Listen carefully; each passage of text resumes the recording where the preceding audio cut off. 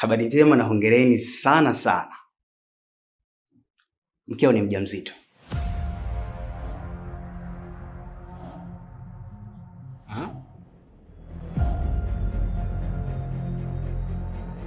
Yes.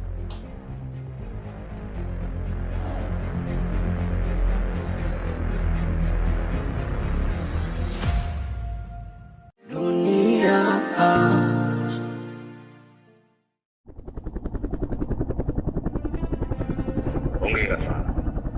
Sasa kazi imeshakwisha.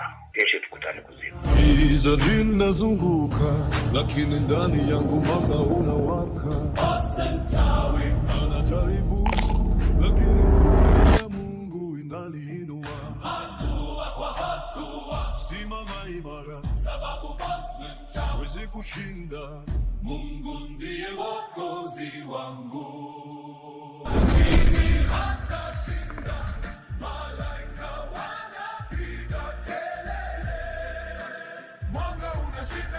Mimi mwenyewe ni mtumishi wa Mungu na nimetumwa kwa ajili ya kuinua kiuchumi.